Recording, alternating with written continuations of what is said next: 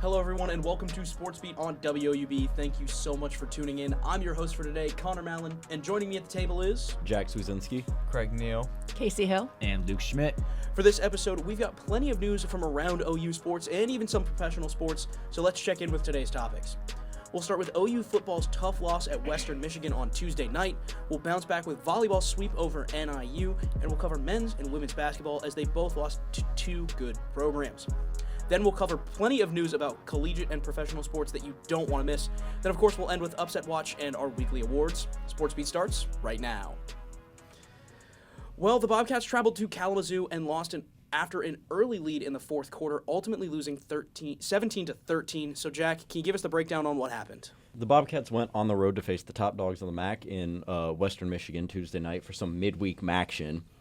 The defense took a little bit more of the spotlight as the offense had a little trouble getting going. Ohio lost 17-13, recording their fourth loss of the season. They went down early, hit a big touchdown to go up at the end of the first quarter, carried into the half.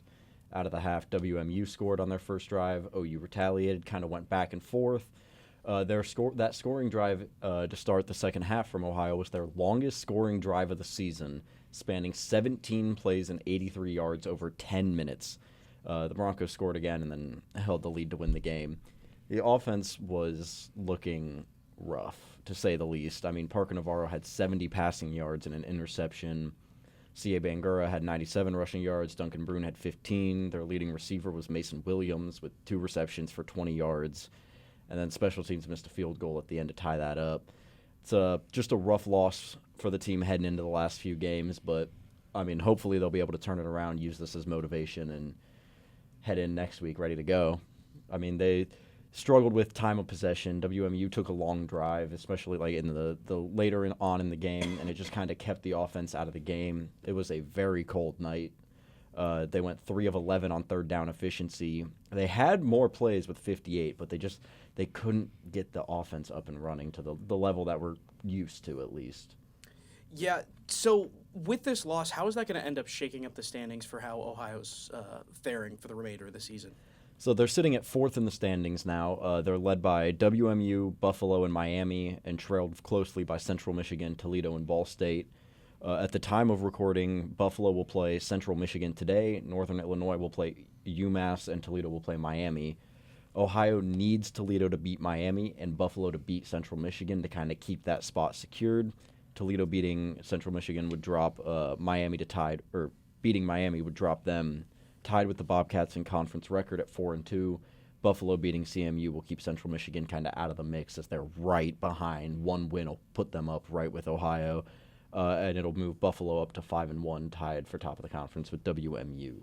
And Jack, what's really coming back to hurt this team down the stretch is that Ball State game. You know, if you drop this game to Western Michigan, I don't know, there's worry, but you have a game to give. But because they lost to Ball State earlier in the season, they don't have that, and now they're relying on other teams to decide their fate in the MAC potential playoffs.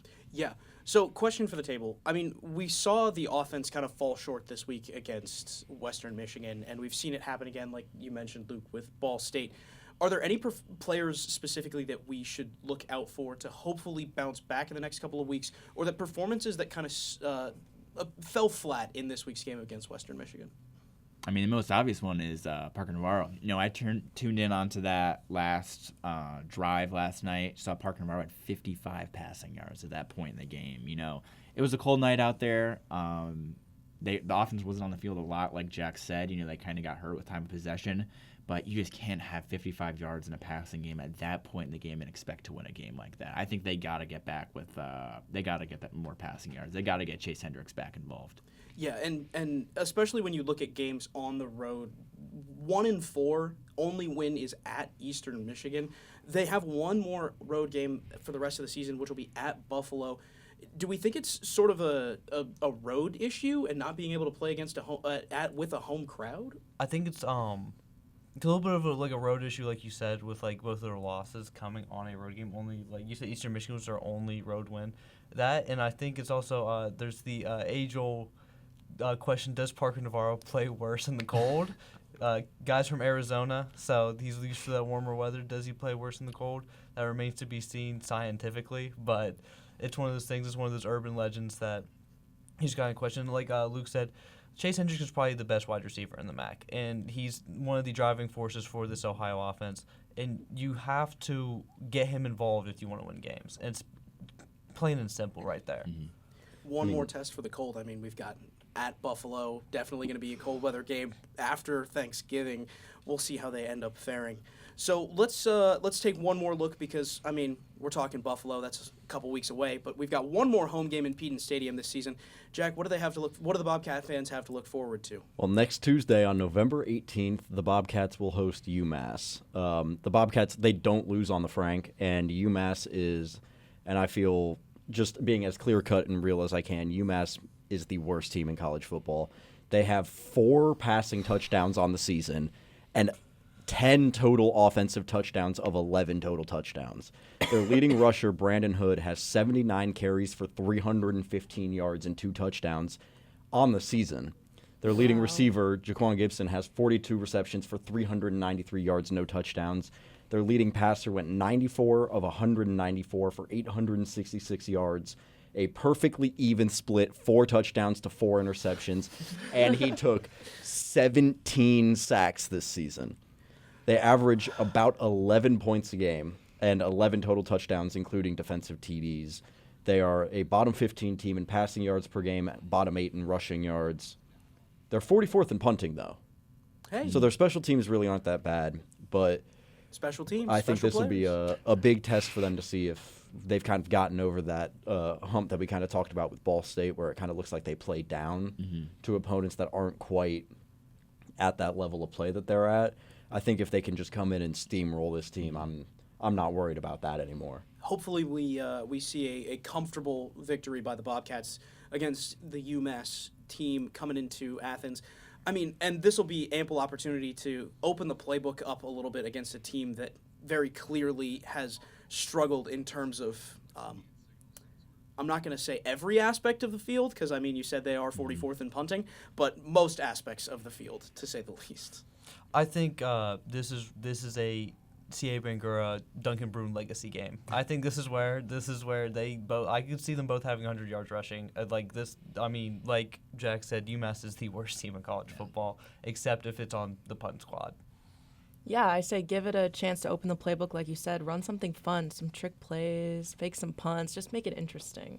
And I think this is going to be a big game. We talked a lot about how the offense needs to improve. Oh, my gosh, I'm so excited to see what this defense does against this team. It's going to be like Browns-Dolphins a couple weeks ago where just complete masterclass performance from the defense. You know, we talked about the defense, how good they performed at Miami. So I can't wait to see how well they bottle up this team that's really struggled so far. I mean, you see a team that gives up 17 sacks.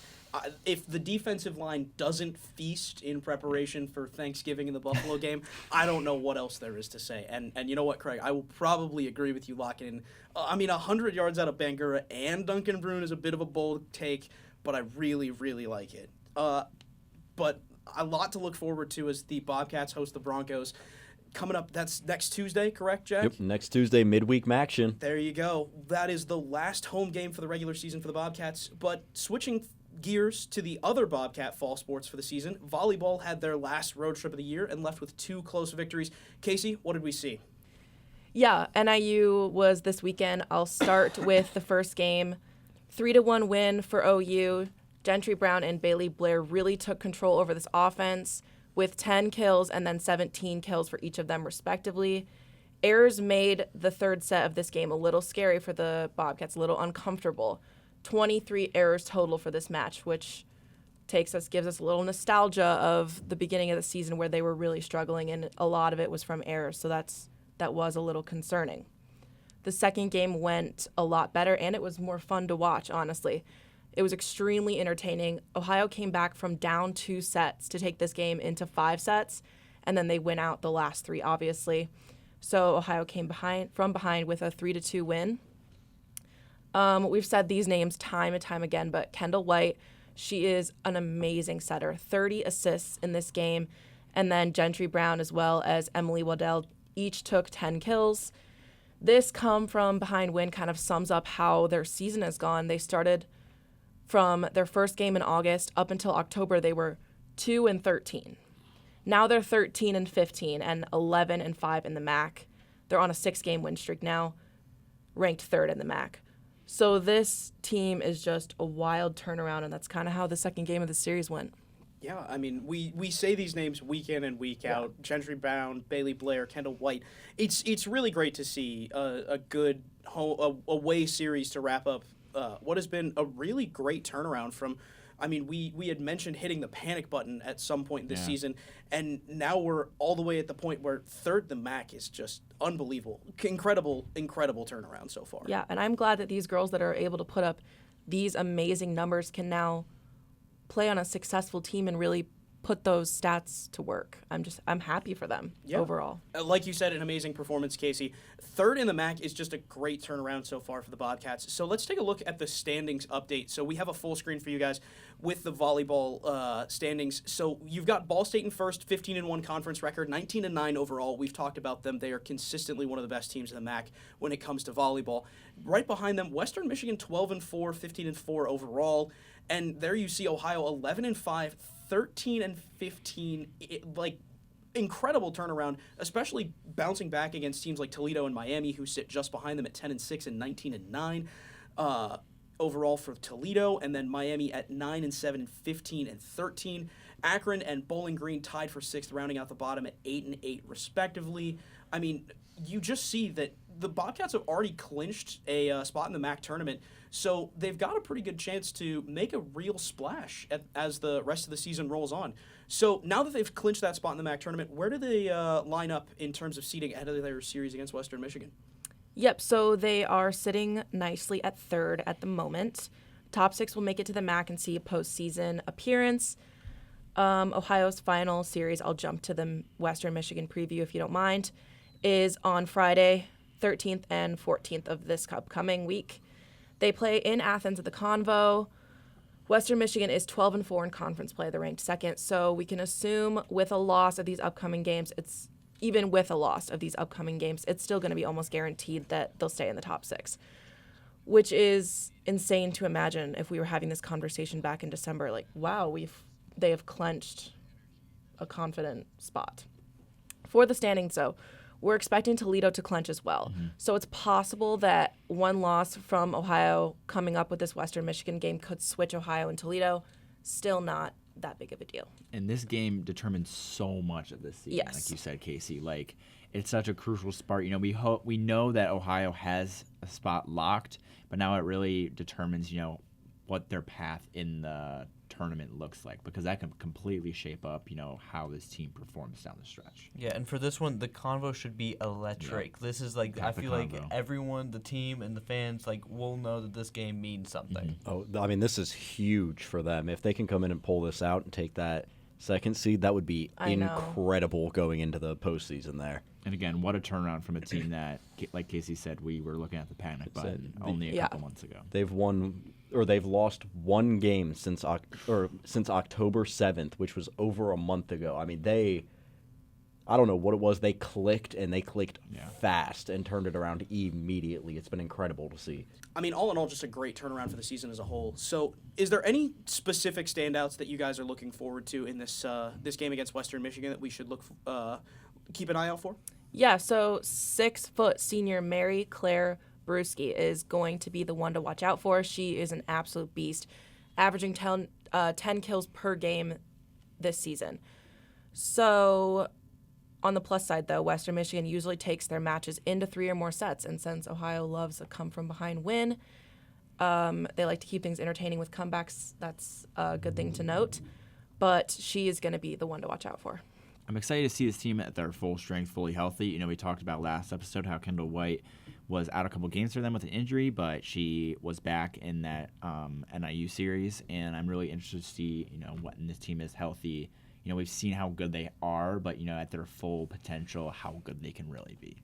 Yeah, and we just got to give as much credit as we can to Kenzie Brinkman for stepping up this season and really bringing this team together as a whole. And like you said, Jack, there absolutely was something that clicked earlier this season, and they've really brought it together as the season has wound itself down and we approach the MAC tournament.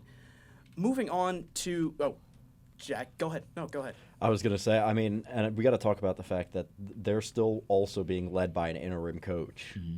So, Yep. I mean, if they can push and make that push into that second seed, I don't think it's unrealistic to see, instead of being an interim, to see her stay around for Oh, a yeah. while. 'Cause Sign that contract. it's been incredible. Would not be surprising. All right, well, that will wrap it up for our volleyball segment. And let's take a move on from our fall sports into our winter sports. The men's basketball team has kicked their season off and split their last couple of games. So let's talk about their win over Illinois State and their, toss it over to you, Luke Schmitt. Yeah, Connor, we knew this would kind of be a daunting start for this OU team that has plenty of new faces compared to last season. We talked about their game against Arkansas State last week, but this week the games that happened between them was Illinois State and St. Mary's, two different teams and two kind of different games. So getting into that Illinois State game, that got the win 72-68. It was tied 31-31 at half, so they played close to the Redbirds for that first half.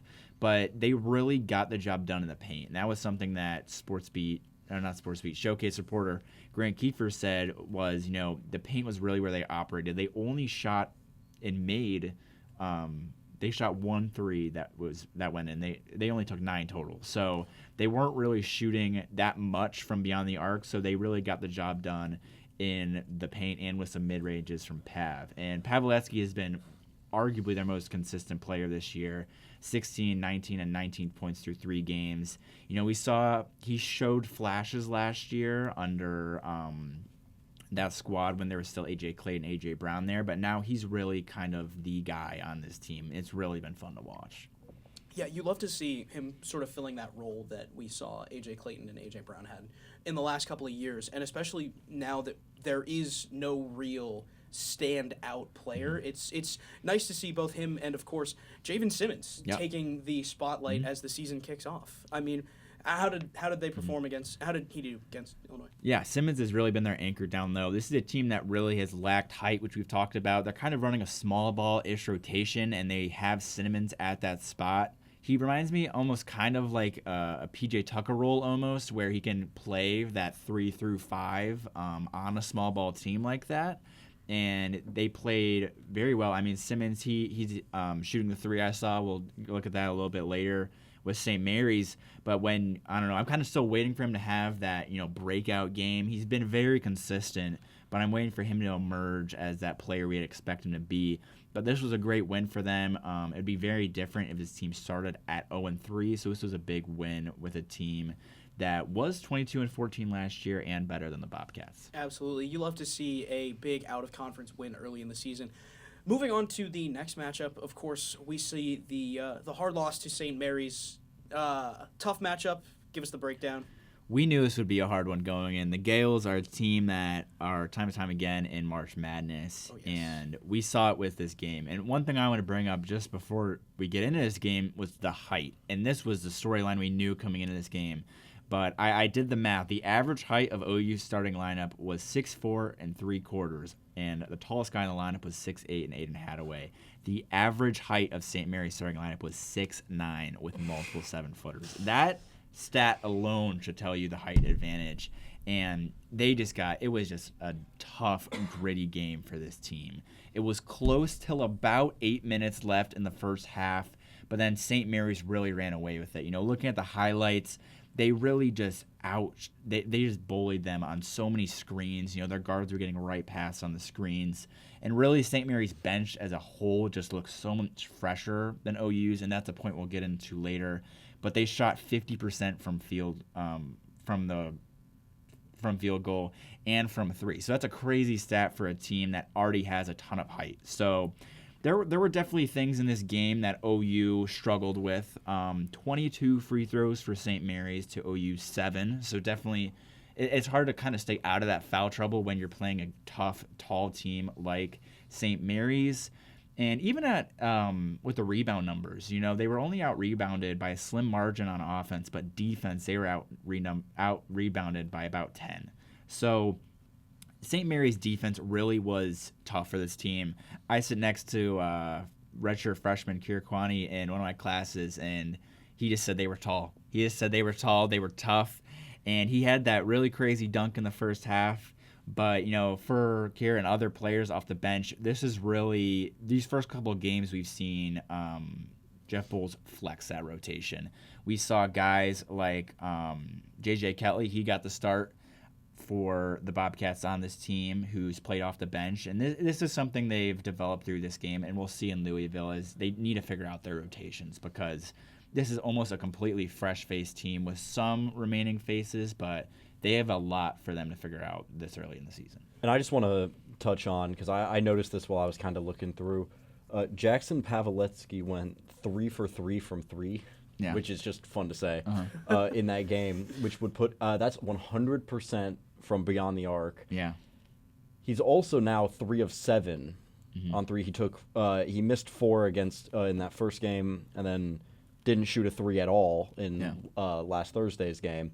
So this, I'm wondering if this is almost him showing, like, I can get hot from behind the arc, and I wonder if we'll start to see more of that, like, three-point shooting from him, the high-volume three-point shooting, where it won't be a lot. It won't be, like, 8 threes a game, but it'll be, he'll shoot, like, 3 for 3, 4 for 4, 3 for 5, something like that from 3, which would just be a big help because from, at least in this game, they seem to be struggling a little bit from beyond the arc, but part of that's just how tall St. Mary's is. Yeah, and of course you have to give credit.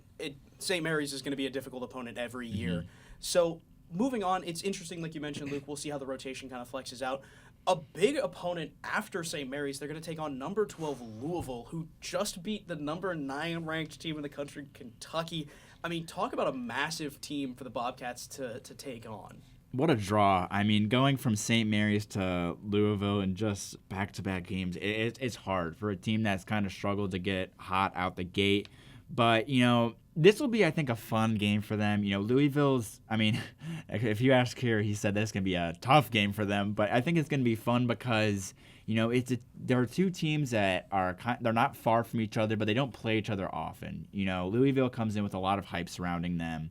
And even though it seems like a David and Goliath type thing, I think there's 3 things I'm looking for to this game for OU. One of them is height. I just harped on and on about height in St. Mary's segment, but Louisville is really not as tall as St. Mary's. They have a ton of guards, so it's going to really come down to the guard play and how well they can shoot the ball. And the next thing I was going to talk about was shooting, because they really can't seem to find a rhythm from three-point beyond the arc. They shot their best game against Arkansas State in their worst game against Illinois State, and somehow they beat Illinois State. So they just got to find a rhythm shooting, figure out what works for them from beyond the arc, because against a team like Louisville that is so good, they need to figure out scoring, or else the game will get away for them. And the last thing I want to see in this game is reps, because in a David and Goliath type thing, I want to see the bench guys and especially the new starters get more reps, just so they can figure out the direction of the team as the season goes on. And they're only 3 games in, so this team has plenty of time to figure things out. Absolutely. And even when you do have to face down a Goliath like Louisville, there is a lot to look forward to. Yes. I mean, like you've said, there have been a lot of really bright spots for this team, so a lot to look forward to for this Bobcats team as the season continues to kick off. We'll flip it over now to women's basketball, who only had 1 game on Sunday, a strong Ivy League game. Craig, Bobcats lost, but let's get the breakdown. It's like that meme template where the guy puts the hand on the other guy's shoulder. That's how this game kind of felt. Riley Wise for Columbia was leading their team with 18 points. There was 13 different scores on that Columbia team, 30 bench points. But on the bright side, Ohio Trenders like Bella Rinaldo led the way. She also had 18 points and a few rebounds, but I just can't stress this enough. Ohio gave up 23 offensive rebounds and 30 second chance points. If this team doesn't get on the boards, it might be wraps, prematurely, but it might be wraps. The total rebound differential was 49-24. They just got to be better on the boards, and you can't do much when you're bench. They also need to get better bench performers, because 13 scores compared to maybe 8 on the Ohio side, and only 3 of them were in double digits. That's just, you can't just get away with wins when you're performing like that. And Ohio went 26 of 62 from the field and 11 of 13 from 3. Essentially just shot chucking. I'm gonna be completely honest. They were shot chucking. They were giving away possessions almost prematurely, not really settling into the offense sometimes. I was going to say, looking through, I mean, you've got an 18-point scorer, 16 points, 10 points. The offense seems to be clicking, at least. It's just that it seems like it's just more of a kind of almost, I don't want to say lack of effort, because I'm sure it's there. They're just struggling a little bit defensively, which is helping. I mean, they dropped 74 points, which is good against a good program, but got to focus on at least that. Like, the offense is looking good, but the defense is just struggling. That rebound differential. The hustle plays really hurt them. It's bad. Yeah, they need to kind of focus in on that and really let everything kind of click together. But I mean, they could be a nasty team. Yeah, it'll be really interesting to see how this team continues to find its rhythm as the season makes its steps into the future. Speaking of, they've got Morehead State. Great team to be taking on. What do you got for us? Looking at Morehead State, they went like 10-20 last year. They were 3-11 on the road. This should be barbecue chicken alert, as Shaq would say. This is one Bobcat fans should expect Ohio to come away with a win from. This should be, like you said, they scored 70 points on a Columbia team that's a really good program. This should be a big win to really get that mojo back for this Ohio team. Maybe an opportunity to lock in things like these hustle plays, like getting on the boards, like getting the bench more involved, getting different people involved on this offense. Ohio only had 17 points off the bench. That just has to, like, your bench production, especially against teams like these, like, have to come up if you want to have a sustained success throughout the season. Yeah, it'll be great to see what sort of production and rhythm we can see out of this Bobcats team as they host Morehead State. We record on Wednesday, so of course that will be Thursday tonight as of airing. So it'll be great to see how that Bobcats team fares against Morehead State. So now we will quickly dive into the biggest news in sports with our Read and React segment. We have some controversy to talk about this week, as up first we've got the Guardians pitchers Emmanuel Clase and Luis Ortiz, who, of course, as we know, were indicted on charges linked to illegal sports betting per The Athletic. I mean, we saw the potential to face up to 65 years in prison for wire fraud, money laundering, and influence on sports contests by bribery. I mean, just the whole rap sheet. I mean, you've got the entire docket on the line for Emmanuel Clase and Luis Ortiz, and Stephen Vogt still bringing home Manager of the Year. To say, it makes him look so much better now, knowing that two of the pitchers are indicted for actually throwing games, and they're still making. They're still making the postseason. Believeland. Believeland. 65 years is crazy. Like, I mean, I don't know how often we see stuff like this in the MLB and sports world, and I feel like, betting has become such a big part of the sports world. I feel like everywhere you'll see like a DraftKings ad or a stake ad, FanDuel, anything. Like, you'll see there's so much betting that's going on right now, which is so interesting to see how almost like it's like the opposite. They're cracking down on it while simultaneously promoting it like at a wicked rate. Yeah, it's absolutely insane to see. And, of course, when you've got a pitcher like Emmanuel Clase who's making $200 million a year and he's throwing pitches for $7,000 a piece, it just doesn't make sense. And I also wanted to make it known to the table also, if you remember, this is just months following the Chauncey Billups, Terry Rozier, NBA sports betting scandal. It's a massive, massive problem. And Luke, I just had something actually for class where I was talking about sports betting, so I have this little fact. The 7 leading U.S. sports books have a combined 87 sponsorship deals with teams in the NFL, NBA, NHL, and MLB in only 16 states. It's unbelievable. So, I mean, it's very clear that, like you said, it almost feels like it's everywhere because they're trying to crack down on it, but then they're also allowing these sports books to sponsor everything and, present everything with it. Yeah. Yeah, it's just a wild thing to see. Moving on to our next headline, not surprising one, but Nico Harrison, the Mavericks general manager, fired 9 months post Luka Doncic trade. I mean, the only thing we have on here is a capital LOL. Shocking. Nobody. I mean, for the basketball heads at the table, this is shocking. No. Oh, no, not at all. Honestly, I was more shocked that it hadn't happened already. The Mavs have started 3-8 and are second to last in the Western Conference, only above a Pelicans team that honestly could creep up on them. And the Pelicans team that has completely checked out, front office and on the court. I saw that TikTok too. Anthony Davis is day to day. I mean, they are struggling.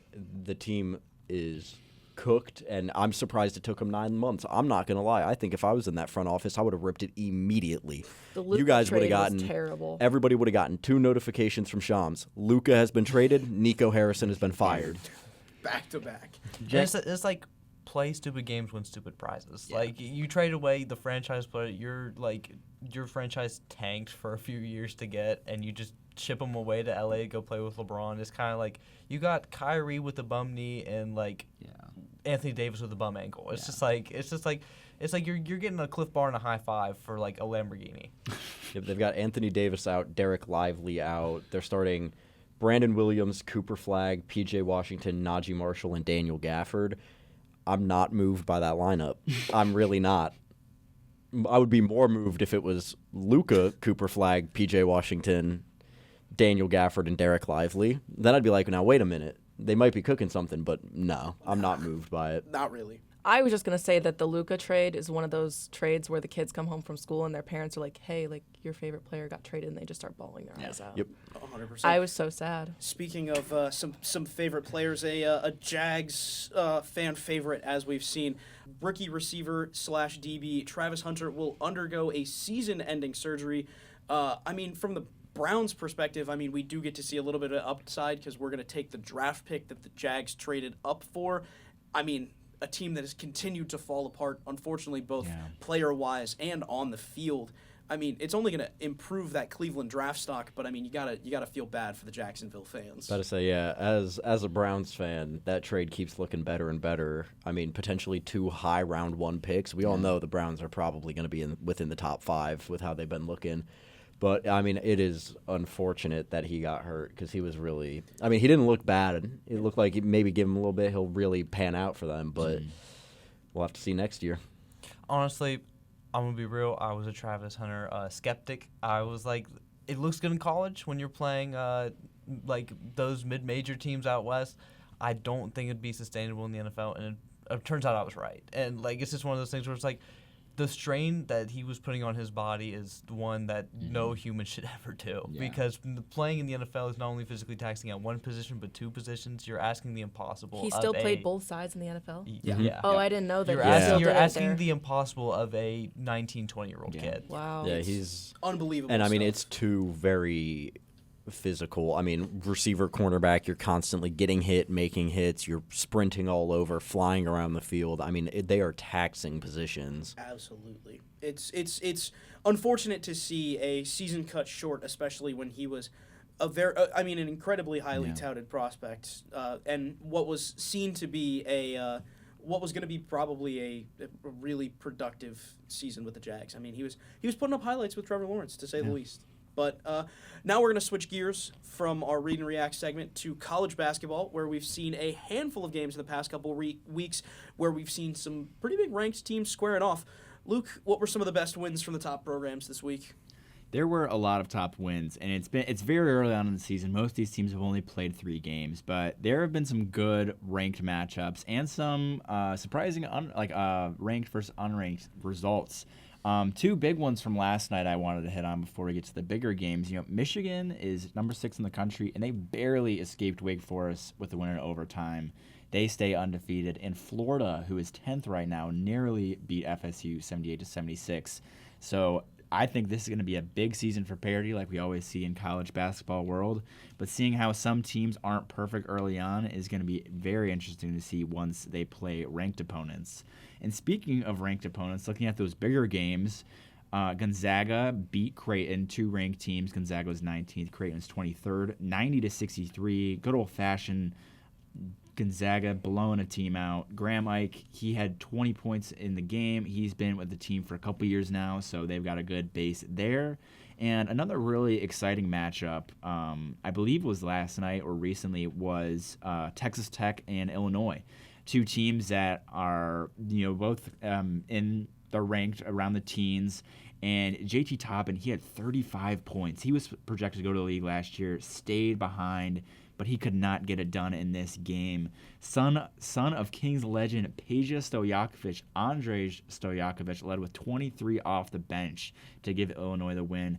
Very impressive win there for Illinois going forward. Still very impressive to see how much JT Toppin is scoring at this clip, but as of now, they fall to Illinois. And we still had some pretty crazy games throughout the slate, bigger games like Alabama versus St. John's. But another game I really wanted to focus on was UNC and Kansas, two Blue Bloods playing each other very early in the season. This was a really exciting matchup. It always is, but this one was exciting to see Darren Peterson and Caleb Wilson. These guys are two top 5 projected picks, according to Bleacher Report. I mean, Darren Peterson is number 1 right now, according to Bleacher Report. So that was really cool to see. I've always kind of been like a UNC fan, so that was cool to see them get the win early. But another squad, speaking of prospects, Duke still rolling through their season. They beat Texas early to start, and, the Boozer twins, Isaiah Evans, Sion James, they have just been rolling so far. I was going to say, I know we kind of brushed past it, the Gonzaga-Creighton game, but I was looking through stats, and this just can't be true. What? Gonzaga shot 7, or they made 7 free throws. They only shot 13. Wow. To Creighton's 20 made of 31.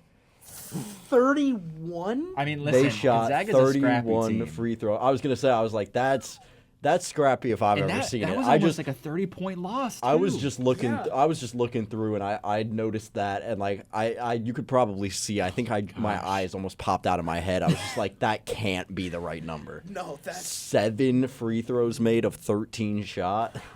That's just how Gonzaga wins games. They've been winning games for what seems like the last. I mean, they've just been on a roll.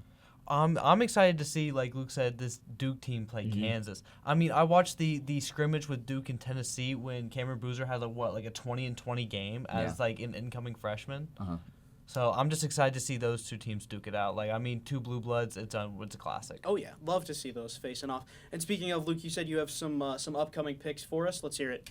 I don't know if you want to consider these teams Blue Bloods. UConn's kind of been pushing it the last couple of years. BYU is a blue team, but we got a fun game. This is 3-8 right now. We have 3 UConn, and they have some similar faces. Alex Caravan's still there. Of course, they have Dan Hurley as the coach. So this team is going to be a fun one to watch against BYU with AJ DeBansta, who BYU's been rolling. My cousin has been going to all the BYU basketball games. I tell him how fun it must be to watch a player like him. But that's going to be a really fun one this Saturday. We also have number 2 Purdue versus Bama tomorrow. Purdue was number 1, but they slipped a spot because their win against Oakland wasn't too impressive. So that's going to be interesting to see if Braden Smith and that Purdue Boilermaker team is more than just talk. And on Sunday, we have number 1 Houston versus Auburn. Auburn struggled a little bit against Bethune-Cookman, a team that OU will play after Louisville, so that'll be interesting to see.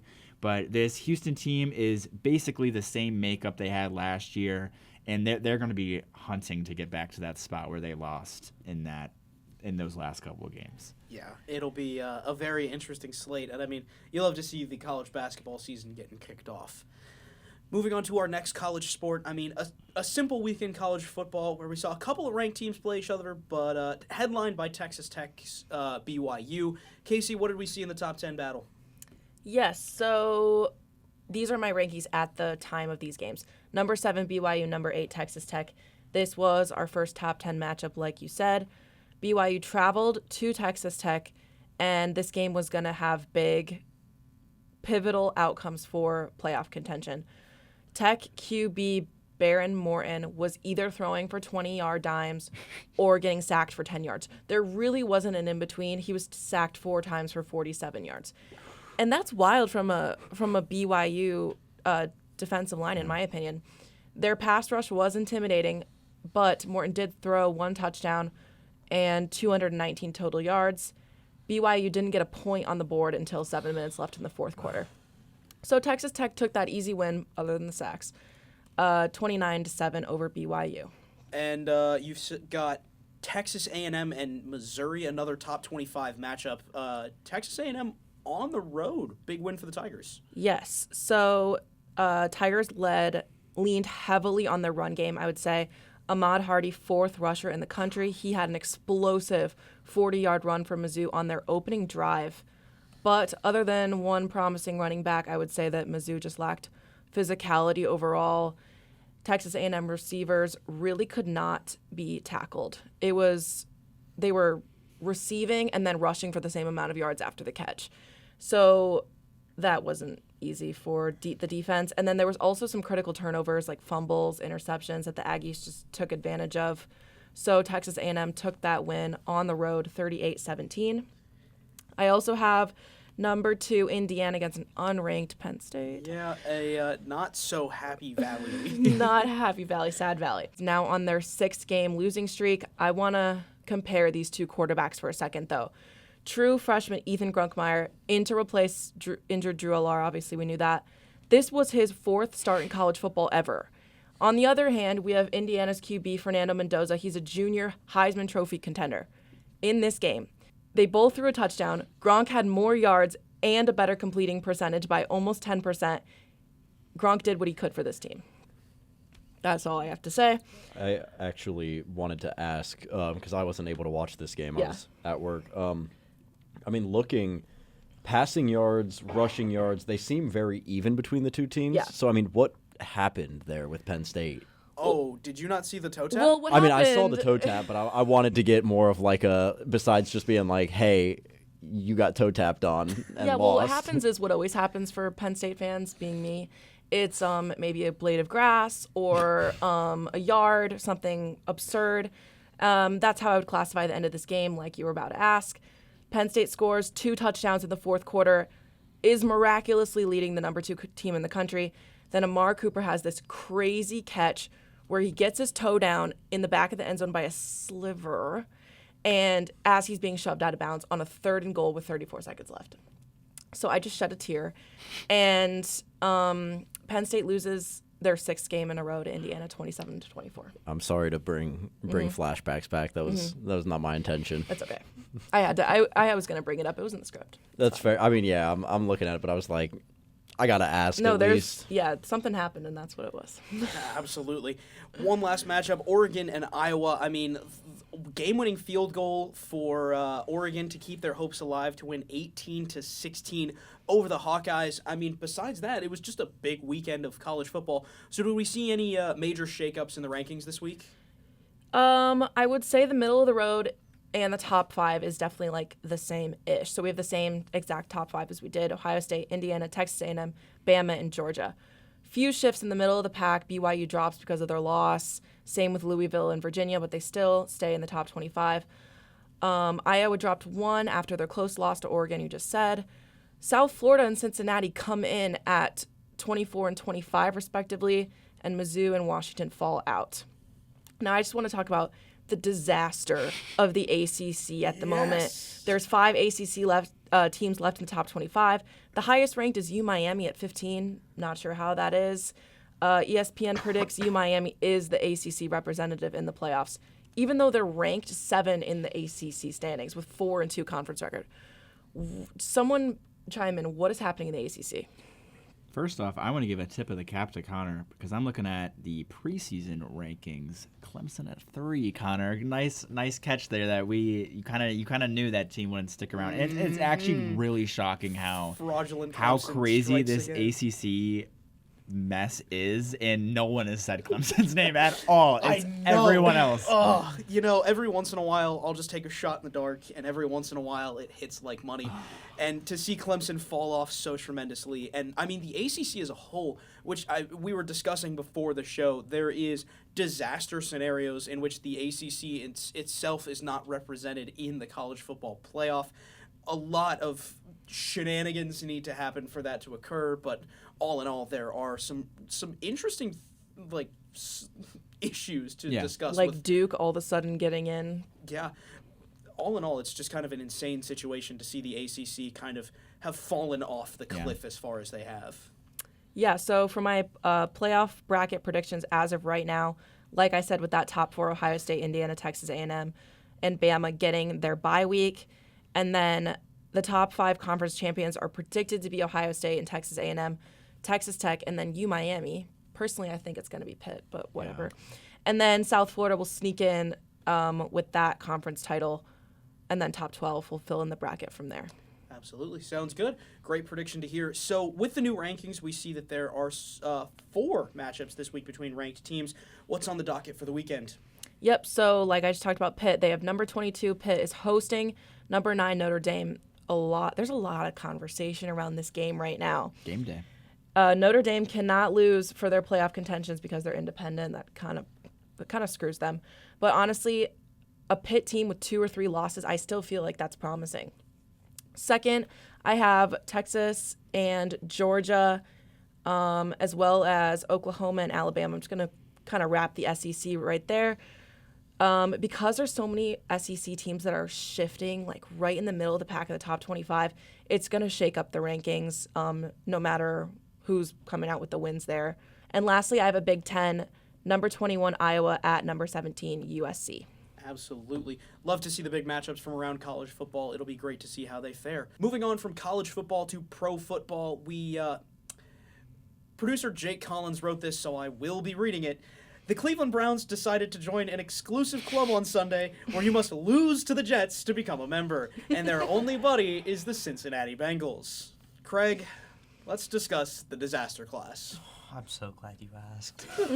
Okay, you don't gotta sound so happy. His Seahawks are looking nice as now. the person who said the Jets were gonna beat Cincinnati, this just rings like money to my ears, man. I mean, Cleveland lost this game almost exclusively on like special teams return touchdowns, with the Jets having 2 in the first quarter. I don't think they like touched the field. I was like basically doing backflips in my room and like disbelief watching the first quarter of this game because I just didn't believe the shenanigans that were going on. The Browns led in total yards, first downs, time of possession, and on the turnover battle. The only facet of the game which I watched was the special teams department. Honestly, though, like I watched the game in its entirety. None of these teams was doing much on offense. It looked like coughing baby versus coughing baby. Dylan Gabriel at times looked like it was his first time ever picking up a football and playing the position of quarterback.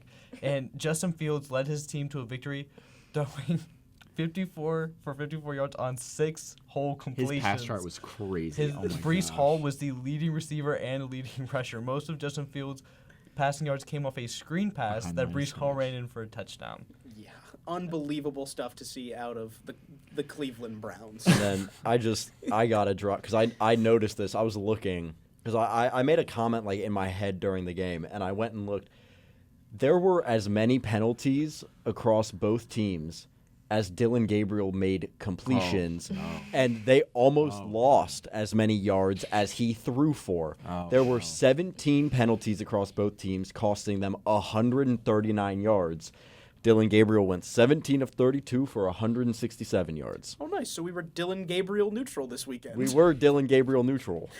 Well, speaking of will the Browns go Dylan Gabriel neutral, the 4-5 Ravens coming back for the Battle of Mid, as you've titled it. Craig, give us the breakdown. It's the Battle of the Mid, and I mean Lamar Jackson is so back right now, so this could be actually a good matchup of the Ravens offense versus the Cleveland defense. I don't know how actually Lamar Jackson is if he plays, if he's going to perform.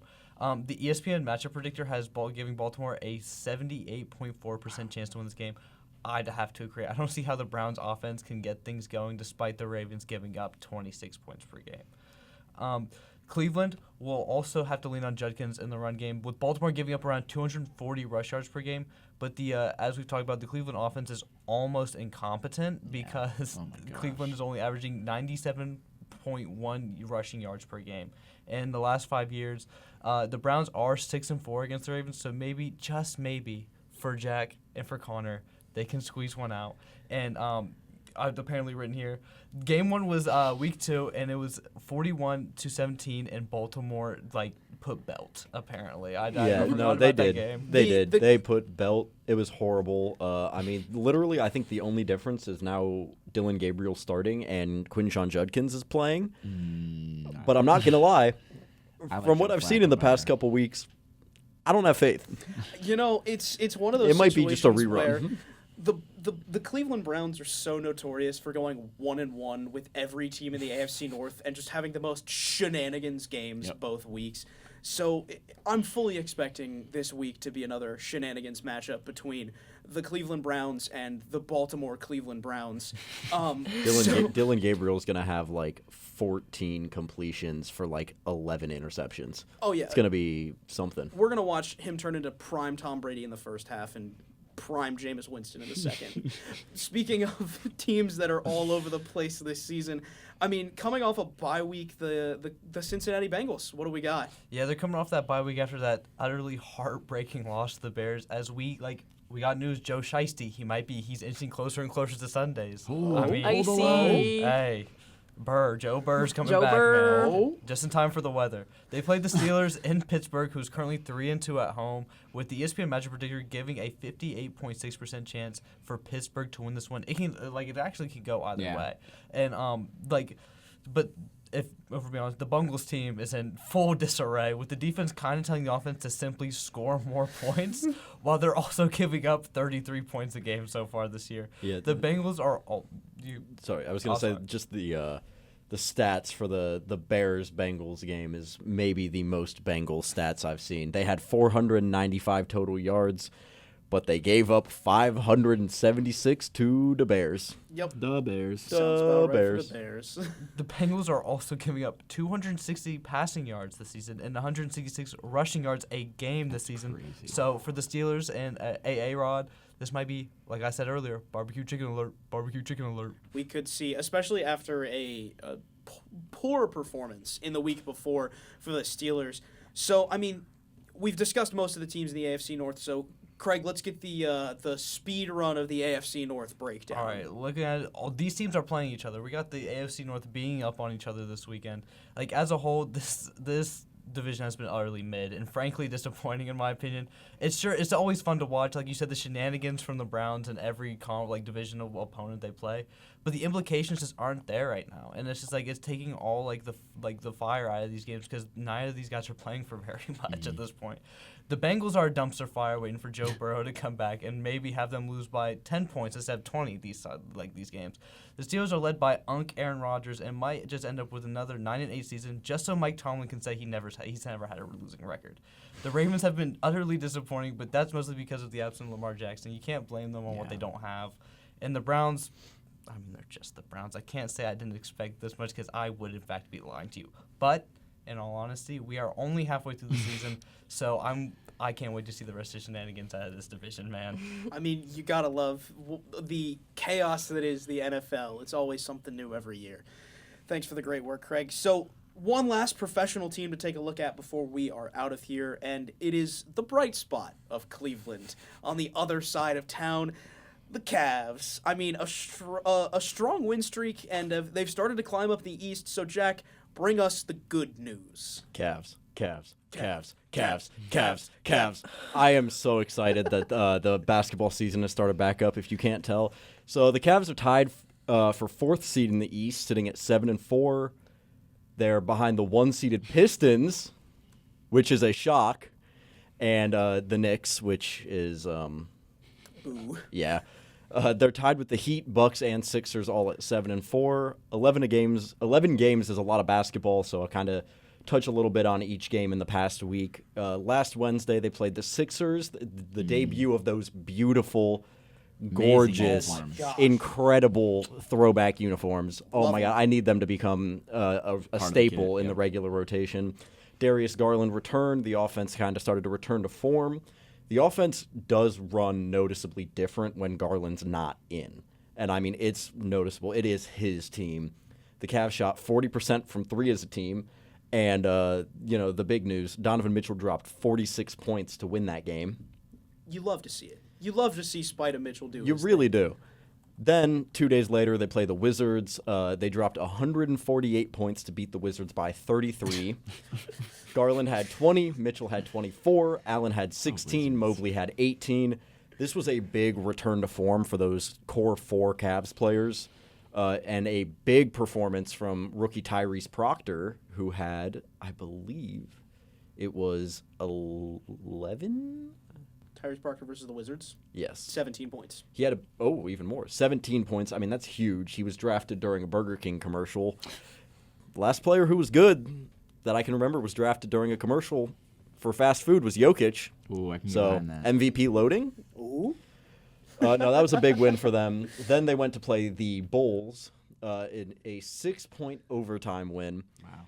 I first got to give some credit. Isaac Okoro, Cavs legend, game. 19 points. He was the leading scorer for the Bulls. That's what I like to see. Speaking of things we love to see, DeAndre Hunter, you need to be locked up. committing. That is abuse. That is murder on the court there. Oh my God. Nuclear ankle breaker sent Josh Giddey bouncing off the floor and then yammed it in. What are we doing? That's crazy. I mean, show some mercy.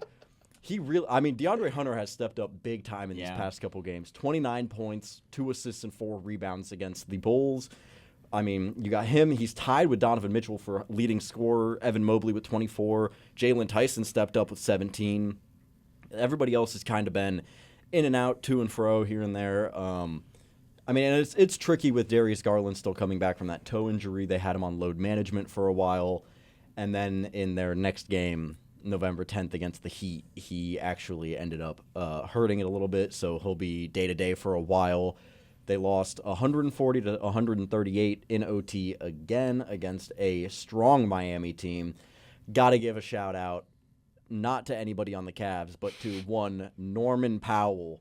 33 points, 2 assists, 2 rebounds in 39 minutes. That's just impressive. Raptors legend. Andrew Norman Wiggins Powell. came back to haunt the Cavs for trading him. He won them again. He won the Heat the game. 23 points, 5 assists, 2 rebounds, and had that buzzer beater. Yeah, what a buzzer beater.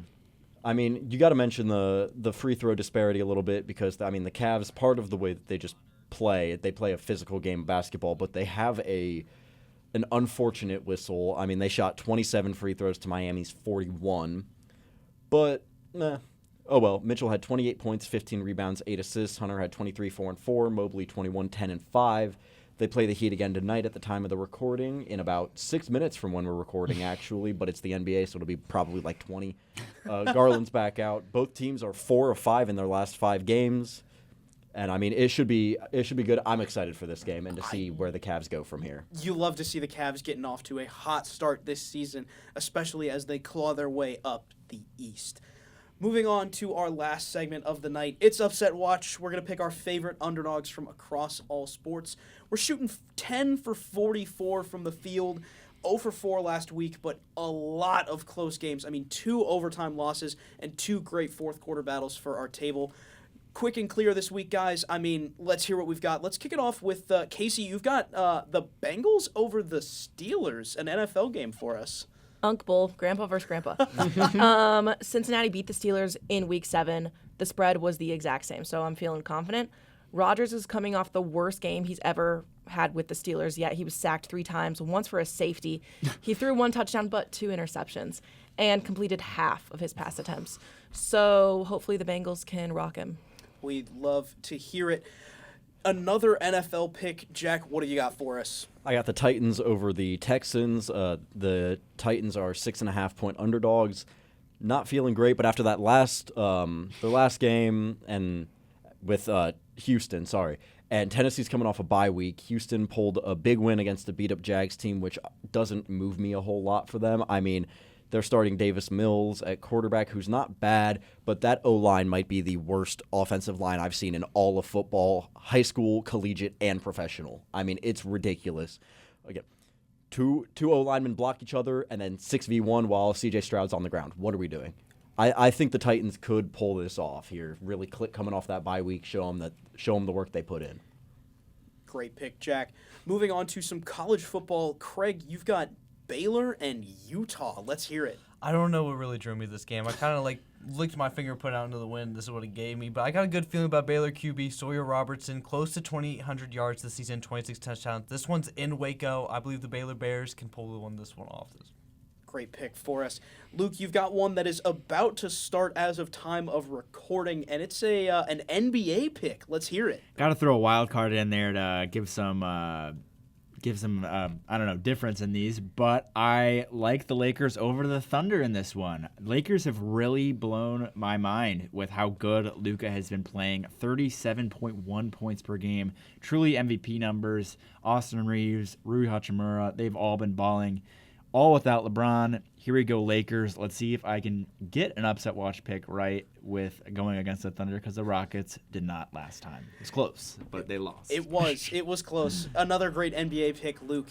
Thanks, guys. All right, let's move on to our weekly awards. Our OU Game of the Week is Ohio University Women's Volleyball on Saturday as they face Western Michigan. This is going to be the home and regular season finale. Ohio will officially know their ranking for the MAC tournament after these matchup with the Broncos. This could be the first round bye for the Bobcats. It'll be huge.